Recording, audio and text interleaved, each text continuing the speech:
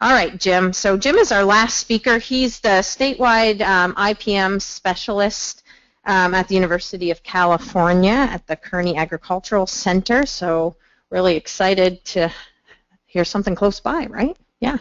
And he's going to be talking about biosolarization technology. So I'm not going to take any more of your time. Thank you very much, Heather. And it's great that we switched the order of things because it's probably a lot more reasonable for this talk to go after the others.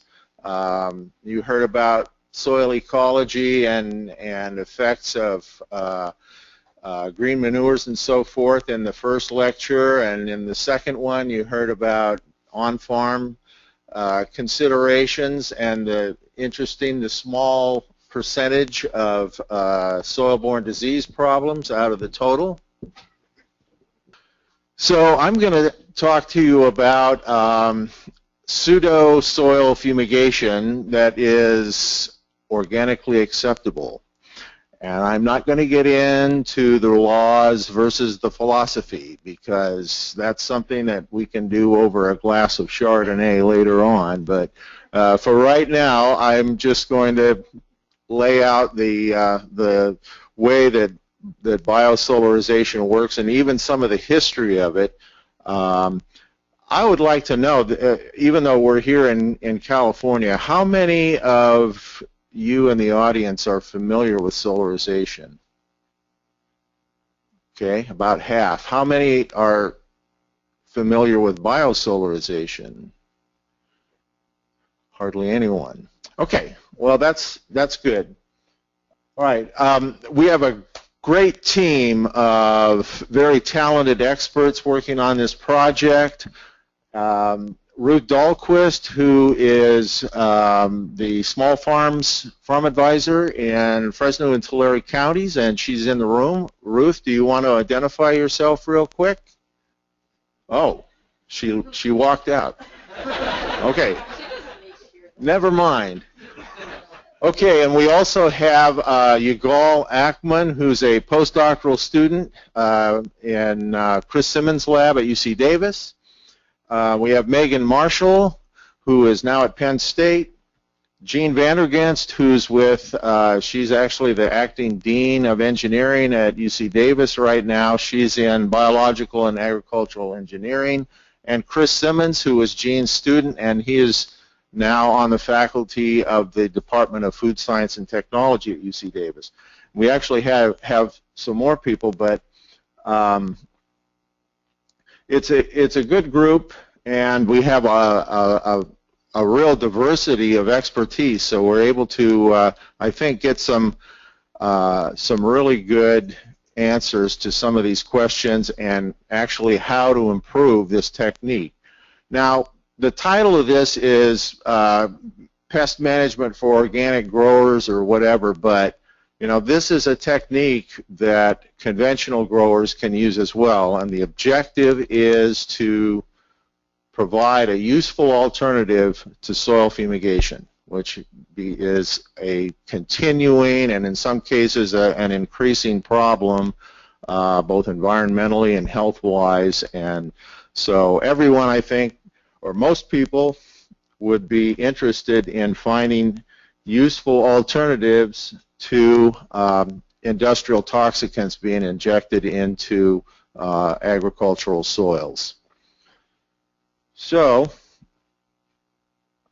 the first thing that I want to bring up is that there's a little bit of incorrect information that has been out there that solarization destroys all life in the soil, and that is absolutely not true.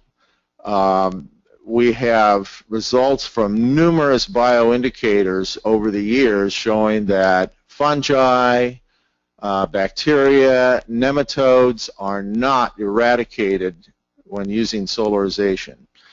Solarization is actually a much milder treatment than most soil chemical treatments. And what it does is, over time, during this solarization process, it tends to weaken and kill the plant parasites.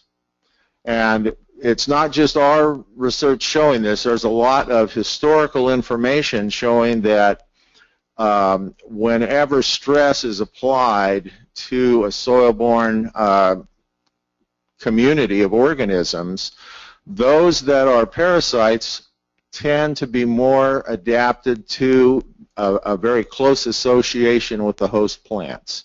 Those that are able to be more competitive in the soil inhabitants or whatever, are much more able to tolerate adverse conditions. So by using this comparatively mild soil treatment, we're actually knocking out the soil pests and leaving smaller populations, but still populations of soil inhabiting organisms that are able then to rapidly recolonize the treated soil. Now, I will say, in all honesty, that there have been a few cases, a couple of cases that have been reported where after solarization there were some problems with either mycorrhizae or rhizobium bacteria that are needed for the bean family crops. So but in 30 or 40 years there have been, you know, less than a handful of these reports. But you should be aware of that if you're interested in this kind of selective disinfestation. Okay, so solarization is not a new technique. It's been around now since the mid-70s, and actually the principles are much older. At the turn of the 19th century, farmers in the Imperial Valley of California knew that by doing a midsummer cultivation of fallowed land and turning the soil over, they were able to knock out a lot of the soil-borne disease pests, fungi and nematodes, just by having the soil being exposed to those super high temperatures down there. So the concept is not new, but it has been updated, and we now use plastic film mulch. So that's going to probably, in this audience, probably some of you are going to go, that's out for me. But it is allowable in organic farming, and if you really need to get rid of your pests, and there are certain cases, especially here in California, where we're doing very high value crops, we're doing relay cropping one after another. In many places there's no off season, it's year round. So for example, solarization is used a lot by growers that are growing the spring mix crops, the bagged salad crops. So there's a zero tolerance for weeds. I mean, those crops are mowed to harvest. So if you have weeds and you're mowing them, they're going to wind up in the salad bags. So in organic farming, to get around that, usually what's done is hand weeding. And those of you that are involved know that that's super expensive, you know, $2,000 an acre or more or less. So by doing a technique like solarization, you can eliminate those problems. And solarization is mostly used in California for weed control. And for that reason, I'm actually a plant pathologist, but several years ago I decided that since we were not seeing a lot of problems with soil-borne diseases, they tend to be very concentrated and here and there, but every farm has a problem with weeds. So we've now started to focus more on weeds in recent times. Okay, that's what solarization looks like on an organic farm in the Central Valley of California. Soil is furrowed up, and I'm not sure if this particular operation is laying drip tape at the same time, but usually what happens is drip tape will be laid, plastic film will be put over the top. This is hopefully in July, in the hottest time of the year. and then the irrigation is turned on to moisten the soil, and it's allowed to accumulate passive solar heating for a period of time.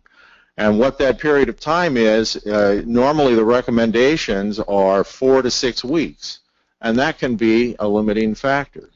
And the other limiting factor is the dependence on passive heating. If you're outside of an area that gets high summer temperatures, or if the local weather conditions happen not to be conducive at that period of time, you can get a result that is not really desirable. So this is kind of an idealized graph of how the solar heating works in soil. The red line is at 5 centimeters depth, or 2 inches. And you can see that there are very high highs during the daytime and very low lows at night. As you get down to 15 centimeters or 30 centimeters, you can see that the heating is less, and in the nighttime the cooling is less also. But we're heating from a point source, the sun, and so it's top-down heating. So the surface layer of the soil is the hottest. As you get deeper into the soil, the heating becomes less.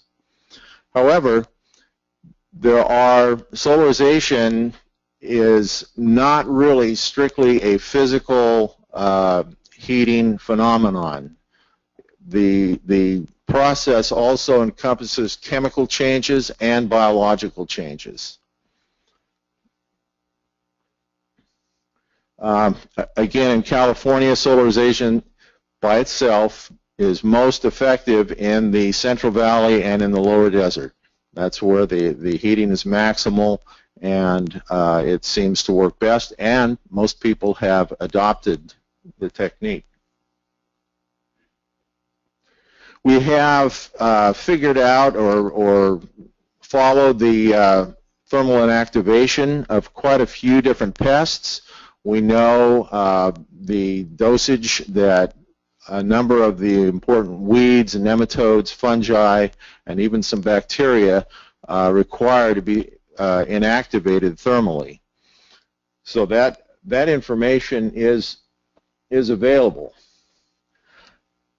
And as I mentioned, there are temperature constraints. If you try to do solarization and the time and or the weather is not conducive, you wind up, instead of controlling pests, you wind up producing a greenhouse effect that actually will stimulate them. So that's one of the limitations of doing solarization without additional treatment components. Okay, so the focus of this talk is on biosolarization. And we'll also talk about some of the close cousins to biosolarization. And what we want to do with biosolarization is add organic material into the process. And during this heating process of solarization, the organic material begins to decompose. And as you heard previously this morning, there are allelochemicals and other toxic breakdown products that briefly will appear in the soil during the process, and that is a pseudo-fumigation effect. The other thing to keep in mind is by adding the heating effect to the organic incorporation, it's like making soup. Now, if you throw a bunch of vegetables in cold water, they're not going to break down. The decomposition is going to be extremely slow. But if you add heat to the process, and then you're starting to break that organic material down much more rapidly, and you get a nice effect of having a homogeneous material that has that organic component well blended into the liquid. So that's one of the key components to biosolarization is the organic material is broken down much more readily with the use of the heat. And moisture is a very important part of that. In order to do solarization by itself or biosolarization, adding moisture to the system is very important. So we have two different modes of action with biosolarization, both the heat and the organic material. And the objective, as I mentioned earlier, is to eliminate the pest organisms while retaining at least low numbers of the beneficial microbial community and other members of the life on Earth as well. So we aim to have an aerobic process. There is another technique which I'll briefly talk about here in a second, but for biosolarization, our work shows that things work best when it's an aerobic system, when the soil microbial community is respiring and undergoing normal metabolism. However, since soil is not a homogeneous medium, you can have instances where you're going to have microaerobic conditions, and if you are very waterlogged or you get deeper in soil or you have a compacted layer down below that restricts percolation, you can have anaerobic conditions develop as well. Which brings us to a close cousin treatment of biosolarization, which, how many of you have heard about anaerobic soil disinfestation?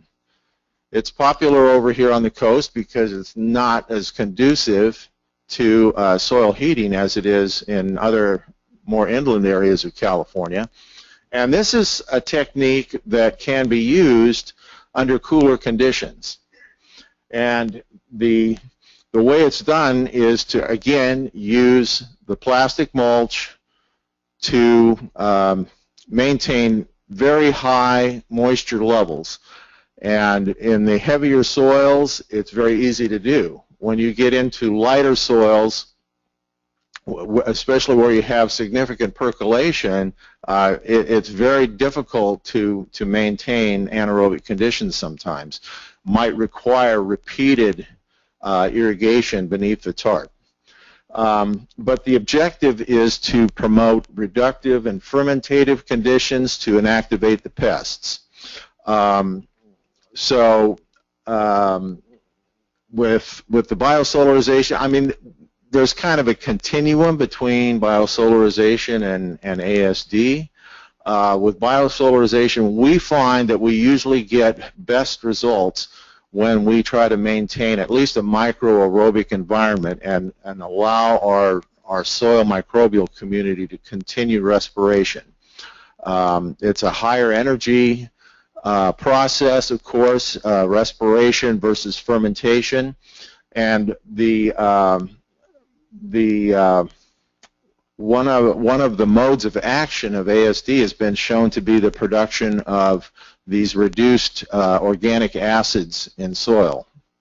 So this is, I'm not going to really talk too much about ASD again, but I just did want to introduce this as a cousin treatment to solarization that can be used where the temperatures are lower or there's no, the weather conditions are not conducive.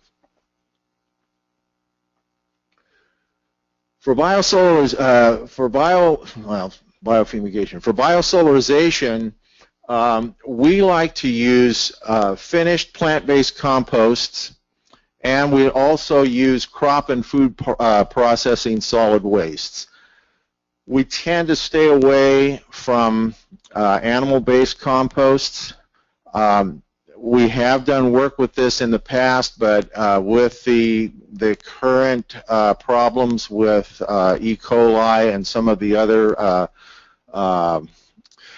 human pathogens that can come from animal-based compost. There's no reason for us to use those materials, so we tend to stay with plant-based materials. Another advantage of staying with the plant-based materials is I'm not aware that there are any restrictions on use of these plant-based organic amendments, whereas there are some restrictions depending on the laws and where you're at of using animal-based manures and composts.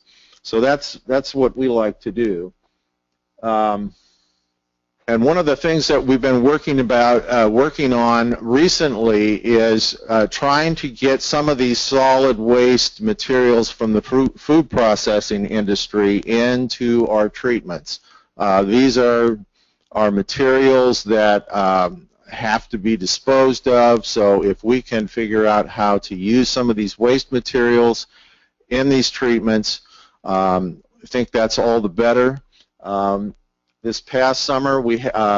Ackman, our postdoc, has been using a mixture of soil, 2% green waste compost, and then 5% processing tomato pumice or white wine grape pumice or red wine grape pumice.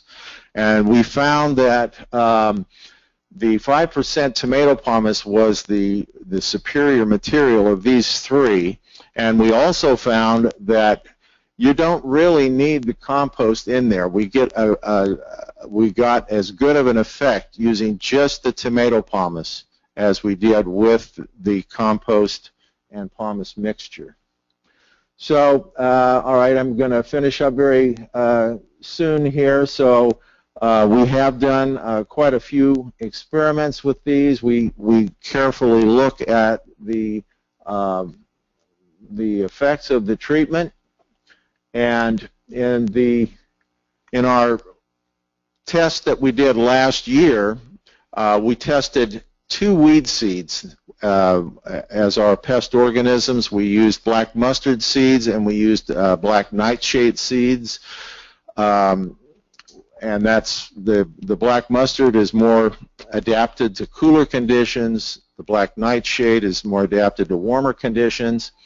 And on our weed management aspect of the test, we found that after 8 days of biosolarization in the field, both the nightshade and the mustard seeds were approaching 100% mortality.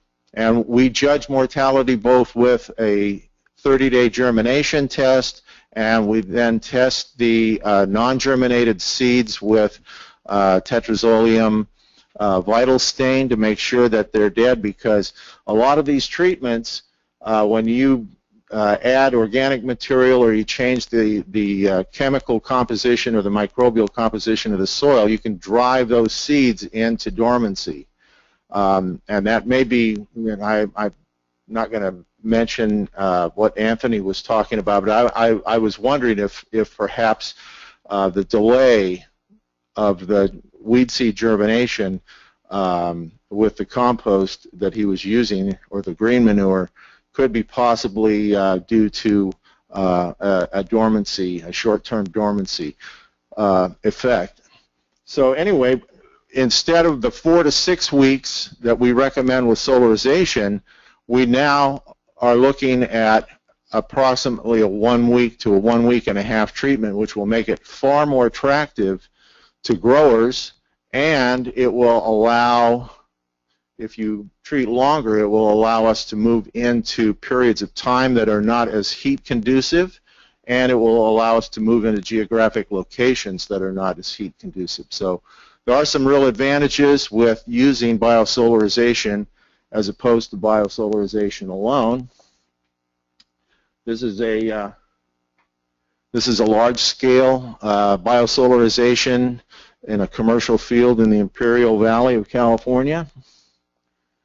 One thing with all of these treatments where you're adding organic materials, be aware of possible phytotoxicity, especially if you're using organic materials that you haven't used previously. All those allelochemicals and the degradation compounds that are being produced can provoke some phytotoxicity if sensitive plants are planted too soon after the treatment. So that's one thing. You know, the deal is, when you're not using chemicals when you're doing this, as those of you that are growers know, it's a seat of the pants operation. You kind of have to develop your own trial and error guidelines for using your treatment. So we always say, start small, do your observations, and learn how these things can work best for you. There's a website. We have a UC website that has a lot of this information on it. And finally, I'd like to acknowledge the recent funding that we received for this from the BARD Fund, from the California Department of Pesticide Regulation, and from the National Science Foundation. I think that's it. So thank you very much.